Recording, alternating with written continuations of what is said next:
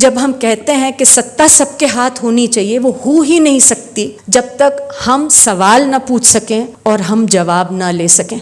सवाल केवल basic rights पे नहीं पूछे गए हैं, राशन पे, पेंशन पे, इन सब चीज़ों पे तो सवाल पूछे ही गए हैं हमारे देश में। सवाल highest offices of the country से भी पूछे गए हैं। सवाल पूछे गए हैं एनवायरनमेंट के मुद्दों को लेकर, ट्राइबल राइट्स के मुद्दों को लेकर, दलित राइट्स के मुद्दों को लेकर। I can not think of any movement in this country, any progressive movement that has not asked questions, sought the records and then taken their struggle forward. सवाल पूछे गए हैं हमारे सुप्रीम कोर्ट के जजेस की एसेट्स और लायबिलिटीज के बारे में। सवाल पूछे गए हैं हमारे मंत्रियों की एजुकेशनल क्वालिफिकेशंस के बारे में। सवाल पूछे गए हैं हमारे देश में जो पार्टियां हैं उनके पास पैसा कहां से आता है और वो कैसे पैसा खर्च करती हैं, उसके बारे में सवाल पूछे गए हैं। Where people have said that we have a right to know. Finally मैं वोटर हूं, अगर मैं किसी एक पॉलिटिकल पार्टी को जाके वोट करती हूं, मुझे जानकारी होनी चाहिए कि वो पार्टी किसके लिए काम करेगी, और मैं जानती हूं कि जो उनको पैसे देंगे वो उन्हीं के लिए काम करेंगे। तो I have a right to know as a voter in a democracy कि मेरी जो पॉलिटिकल पार्टीज खड़ी हैं सामने, वो कहां से पैसा ले रही हैं। इलेक्टोरल बॉन्ड्स आप लाते हैं तो मुझे अधिकार है और मैं जानना चाहती हूं कि इलेक्टोरल बॉन्ड्स कितना और कहां से किसी पार्टी के पास आया और उन्होंने कैसे खर्च किया वो पैसा। नॉन परफॉर्मिंग एसेट्स, आप देखिए कि कोई एक गरीब इंसान, परिवार, एक गरीब कोई फार्मर जाके लोन लेता है, वो भाग के देखे, और यहाँ पर अरबों खरबों रुपए का लोन लेकर पूंजीपति कई फरार हैं और लोगों को जानने का हक नहीं है कि उनके क्या नाम है। This is all public money, ये सब लोगों का पैसा है। लोगों को जानने का अधिकार बताया जा रहा है कि नहीं है कि कौन कितना पैसा लेके कहाँ फरार हो गए, किसको माफी दे दी गई है लोन्स की। So what we are seeing today is an attack, a fundamental attack on our right to know and our basic right as a citizen. And this, I think, is very clearly happening because there is an understanding amongst those in power that they cannot run the kind of economic and the very divisive hate-based political agenda that they are running as long as people can question. जब तक लोग और institutions ऐसे खड़े हैं जो लोगों को सवाल पूछने का अधिकार देते हैं, हमें सशक्त करते हैं, हमें एम्पावर करते हैं कि हम उनसे, सत्ताधारियों से सवाल पूछ सकें, जिस तरीके की आज इकोनॉमिक नीतियां और कानून और तमाम जो हेट का एजेंडा चलाया जा रहा है, वो चलाया ही नहीं जा सकता लोकतंत्र में। तो प्रधानमंत्री कहते हैं, अगर हम कथनी देखें, पहले करनी पे मैं बाद में आऊंगी, अगर हम कथनी देखें तो प्रधानमंत्री कहते हैं, न खाऊंगा न खाने दूंगा। Implicit in that is centralisation of power,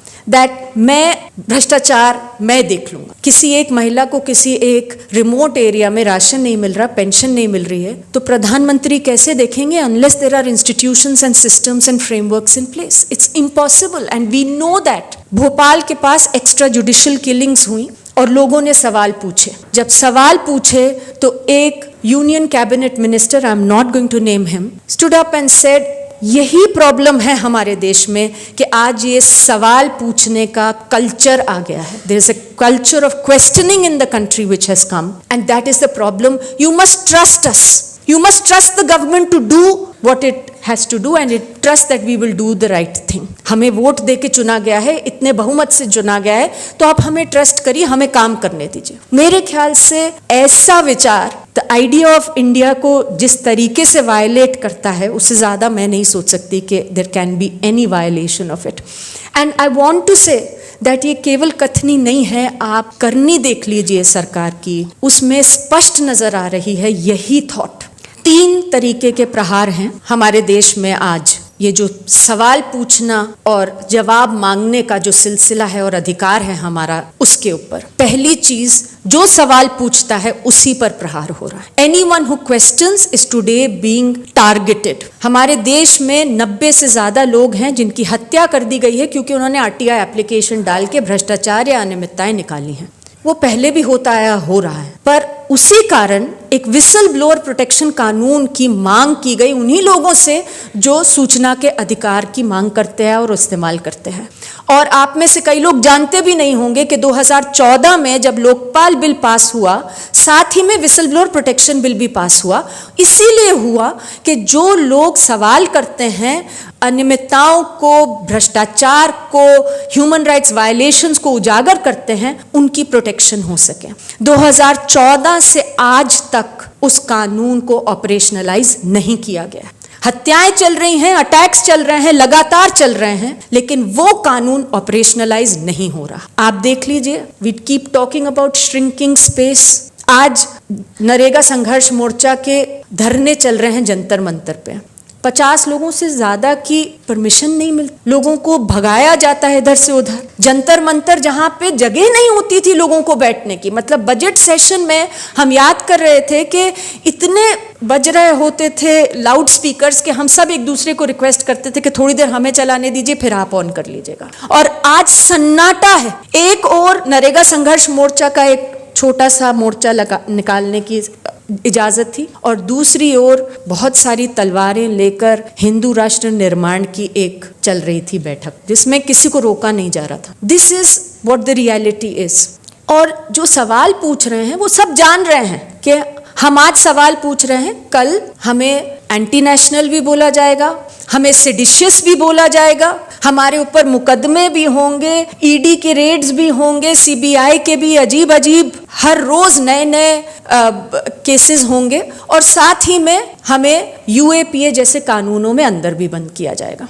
There is a direct attack on anyone who dares to question today. दूसरी चीज, institutions of accountability, ऐसे संस्थाएं जिनसे हमें मालूम है कि अगर हमारे अधिकारों का हनन हो रहा है, उनका काम है कि वो हमारे अधिकारों को बचाएं। ऐसे तमाम संस्थाओं के ऊपर अटैक है। और क्योंकि मैं पारदर्शिता के से और जवाबदेही से लिमिटेड बातें कर रही हूं, तो जुडिशरी की मैं बात अभी नहीं करूंगी। आप इंफॉर्मेशन कमीशन देख लीजिए। The Central Information Commission, it's a record. 2014 मई से not a single information commissioner has been appointed to the Central Information Commissioner till people have approached the courts. जितनी बार वैकेंसीज आ रही हैं, रूटीन वैकेंसीज हैं central information commission में, लेकिन किसी की नियुक्ति नहीं होती। इंतजार होता है कि लोग जाएं और उच्चतम न्यायालय तक जाएं और फिर हम करेंगे अगर करना होगा तो। और ये किसी एक इंस्टीट्यूशन का हाल नहीं है। जितने भी इंस्टीट्यूशंस हैं जिनका काम है सरकार पे निगरानी रखना, उसकी सत्ता जो हमारे संविधान में जिसकी कल्पना की गई है वो उसके बियॉन्ड ना जा सके, उसको उसमें सीमित रखना दायरे में, उन सब को तहस नहस किया जा रहा है। हम सब यहाँ पर जो बैठे हैं, किसी ना किसी तरीके से लोकपाल से भी हमने मांग रखी थी। लोकपाल कानून भी आया। The current government the party came to power on the plank of anti corruption, ये कहते हुए कि हम तो अब लोकपाल ले आएंगे और देश की सूरत बदल देंगे और भ्रष्टाचार मुक्त भारत बना देंगे। 2014 में कानून पास हुआ, 2019 तक किसी एक लोकपाल की नियुक्ति नहीं हुई। Despite the Supreme Court saying कि आप करिए, despite the Supreme Court then finally saying you're in contempt of court, नियुक्ति नहीं हुई जब तक नेक्स्ट इलेक्शन नहीं हुआ, जिसमें हड़बड़ी में गवर्नमेंट का ही एक प्रिडोमिनेंट पैनल बना और उन्होंने ही 10 के 10 जितने भी लोकपाल थे फटाफट नियुक्त कर दिया कि अब कहीं ऐसा ना हो कि सत्ता हमारे हाथ से चली जाए और कोई और आ जाए। This is what is happening to the institutions in our country. And finally laws, जितने कानून हैं सब पे प्रहार है जो हमें सशक्त करते हैं, to help us realise our place in what we call India. आप देख लीजिए, सूचना के अधिकार कानून को 2019 में पूरी तरह से उस पर प्रहार हुआ। कानून में लिखा है कि जो इंफॉर्मेशन कमीशन है उन्हें अपना काम सशक्त रूप से, स्वतंत्र रूप से करना होगा, क्योंकि उनका काम है, अगर मेरे वायलेशन हो रही है सूचना के अधिकार की तो मैं जाके इंफॉर्मेशन कमीशन में कहूंगी। उनके पास पावर्स हैं to direct the government to give information even if the government doesn't want to give that information. तो आप देखिए तमाम ऑर्डर्स है, हम आलोचना भी करते हैं कमीशन की, पर तमाम अच्छे ऑर्डर्स भी हैं जहां कमीशन ने कहा, सेंट्रल इंफॉर्मेशन कमीशन ने कहा कि आप पॉलिटिकल पार्टीज जो हैं 6 देश में नेशनल पॉलिटिकल पार्टीज, वो सब आरटीआई के दायरे में आएंगी। आप सब लोगों को बताएंगे आपके पास कितना पैसा आता है, आप किस कैंडिडेट को खड़ा करते हैं, तमाम सूचना देंगे। सेंट्रल इंफॉर्मेशन कमीशन ने ही कहा कि आप डिग्री की इंफॉर्मेशन देंगे, तो सीधा प्रहार सेंट्रल इंफॉर्मेशन कमीशन पे ही हुआ। जो अमेंडमेंट आई उसमें कानून में लिखा था कि tenure, salaries and post retirement, all the benefits of information commissioners, they were not to be decided by any government. सरकार को नहीं तय करना था कि कितने दिन तक कोई इंफॉर्मेशन कमिश्नर बन सकते हैं, उनकी क्या पगार होगी, उनकी क्या पेंशन होगी, ये सरकार नहीं तय करेगी। क्योंकि अगर सरकार इतनी ताकत रखेगी तो हम उन लोगों से कैसे अपेक्षा कर सकते हैं। जरूर हम फिर भी करेंगे, but this is basic to ensuring independence. और अब जो इंफॉर्मेशन लॉ के अंदर जो चेंजेस आए हैं उसमें central government has given itself the power to decide the tenure, salaries and pensions of all information commissioners in the country. मतलब आप सेंट्रल इंफॉर्मेशन कमीशन में बैठे हो या किसी स्टेट इंफॉर्मेशन कमीशन में बैठे हो, आप ये सोच के ही अपना ऑर्डर दीजिए कि आपकी पोस्ट रिटायरमेंट और आपकी सैलरी और आपकी सब कुछ सेंट्रल गवर्नमेंट तय कर रही है। तो ये आप समझ सकते हैं किस भावना से और इंटेंशन से किया जाता है। लोकपाल कानून में लोकपाल को नियुक्ति नहीं हुई, लेकिन एक चेंज अमेंडमेंट इमीडिएटली ले आए। वो ये थी कि एसेट और लायबिलिटीज जो पब्लिक सर्वेंट्स हैं उनके परिवार के will be put up for people to see. That provision has been done away with, it has been completely diluted.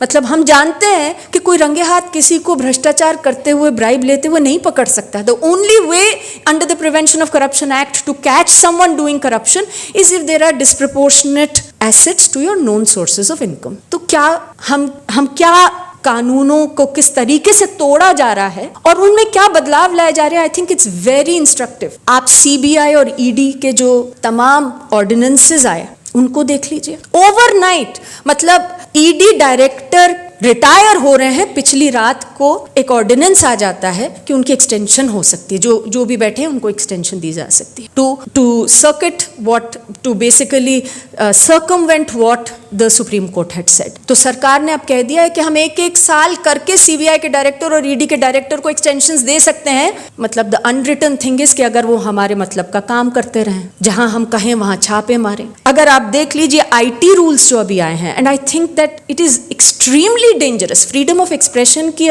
Aditya ji ने बात करी, मतलब जो आईटी रूल्स आज आए हैं उसमें अब सेंट्रल गवर्नमेंट तय करेगी कि फेक न्यूज क्या है। तो अगर हम आज कौन सी मीडिया रह गई है जो हमारी बात रखती है? सोशल मीडिया पे तो हम अपनी बात रख सकते हैं, और अब हमें यह समझना है कि सेंट्रल गवर्नमेंट किसी को नियुक्त करेंगे जो देखेंगे और कहेंगे ये फेक कह रही हैं कि सही कह रही हैं, और फेक कह रही हैं तो इन पे एक्शन लीजिए। So it's completely finishing whatever was left of free speech and expression and media. And finally जो डेटा प्रोटेक्शन कानून अब सरकार लाने की कोशिश कर रही है उसमें तो उन्होंने सीधा कह दिया है कि अब आरटीआई कानून को ही आप अमेंड कर दीजिए, और कोई भी सूचना ऐसी हो जो किसी पर्सन से रिलेटेड हो वो मत दीजिए। तो मुझे कैसी सूचना चाहिए भाई? मुझे तो यही सूचना चाहिए ना कि किस पर्सन ने पैसे लिए और लोन लेके फरार हो गए। मुझे ये सूचना चाहिए कि आप मुझे कहते हैं कि आपके नाम की पेंशन आई है, तो आप लिस्ट लगाएंगे नहीं तो मैं कैसे अपना अधिकार ले सकूंगी, हक ले सकूंगी। ये सारी जो सूचना है ये हमारे दायरे से निकाली जाने के लिए पूरी व्यवस्था है under the data protection bill, जो कि बार बार सरकार सुप्रीम कोर्ट में कह चुकी है कि वो ला रहे हैं अगले सत्र में।